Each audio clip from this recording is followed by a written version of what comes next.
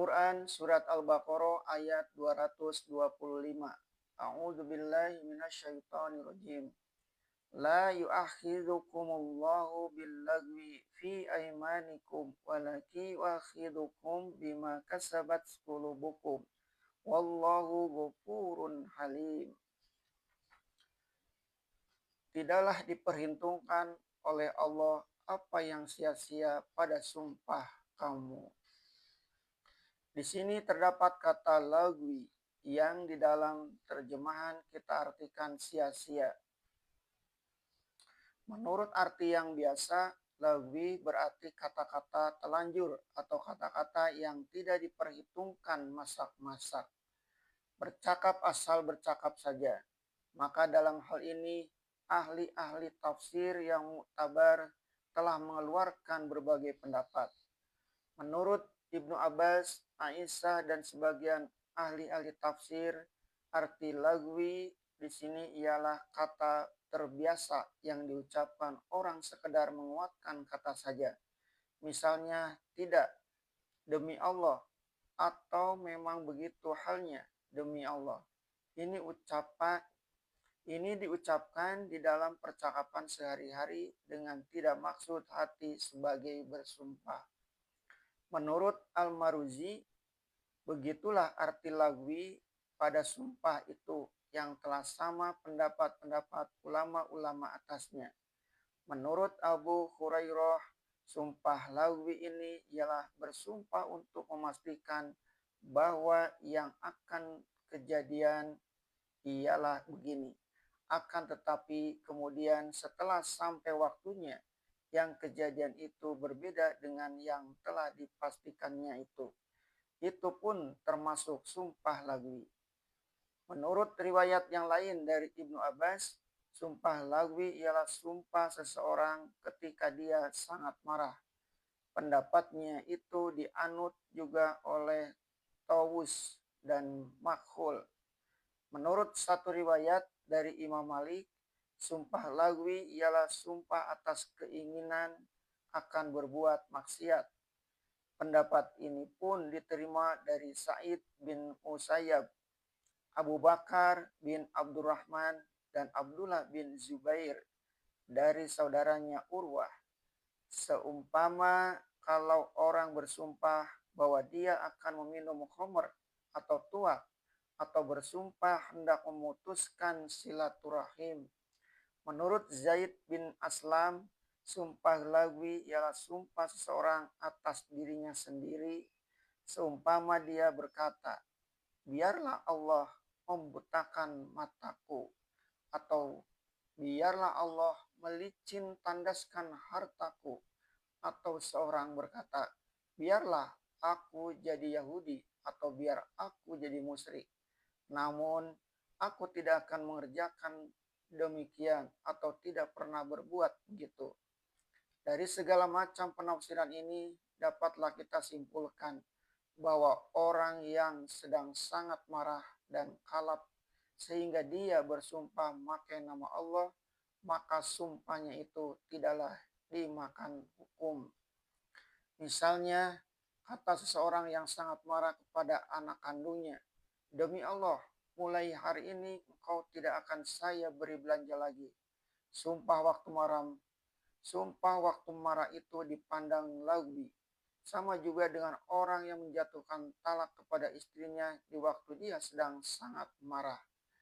Di ujung ayat Allah berfirman, sedang Allah adalah Maha Pengampun lagi Maha Penyayang.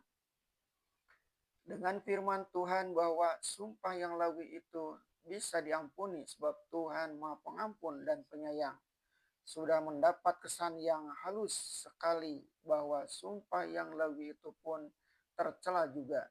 Kalau dapat, hendaklah kita mengelakkan diri dari berbuat demikian, meskipun tidak akan membayar kafaroh.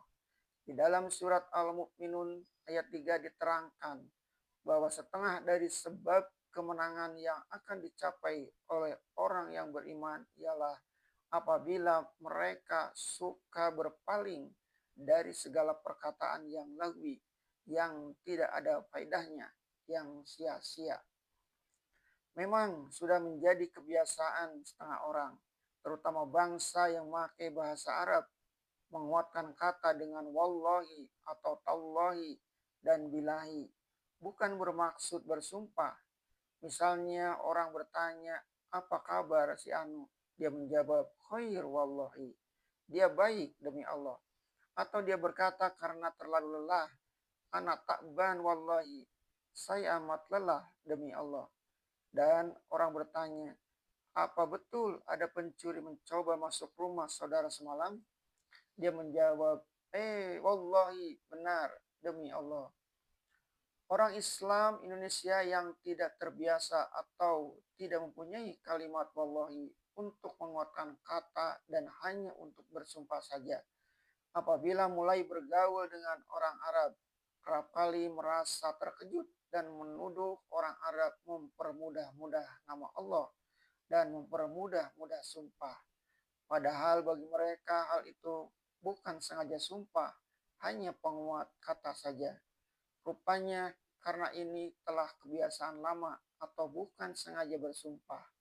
Tidaklah dia ditarik oleh Tuhan. Sumpah yang ditarik dan diperhitungkan ialah sumpah yang datang dari hati atau sebagai disebut dalam ayat diusahakan oleh hati. Sumpah sebenar sumpah yang wajib dikuatkan dengan nama Allah. Sumpah yang demikianlah yang dikenakan kafaroh kalau hendak dibatalkan. Sebagaimana tersebut dalam surah Al-Ma'idah.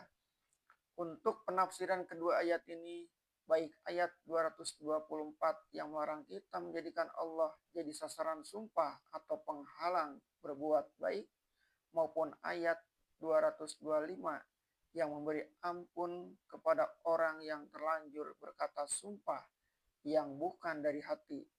Baiklah kita jadikan pegangan perkataan Imam Syafi'i. Beliau berkata, aku tidak pernah memakai sumpah, baik pada yang benar maupun pada yang dusta. Kalau kita tiru pula kebiasaan orang-orang Arab yang sampai diberi maaf oleh Al-Quran karena tersendat-sendat mulutnya, sebentar-sebentar menyebut wallah, kita takut nama Tuhan akan diperingan-ringan saja, sehingga turun mutunya karena kealpaan kita.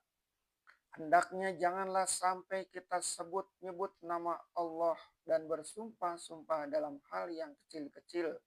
Kadang-kadang hanya dalam perkara menguatkan suatu perkataan kecil, sehingga lama-lama kepercayaan orang kepada kita pun menjadi luntur karena sudah murah-murah saja bersumpah. Yang kian lama kian dapat diketahui bahwa bahwa kita adalah seorang pembohong. Orang mudah bersumpah seperti inilah yang dicela Tuhan sebagai pertanda dari orang kafir, sebagai tersebut di dalam surah Al-Qalam ayat 10. Dan janganlah kamu turuti tiap-tiap orang yang suka bersumpah yang rendah hina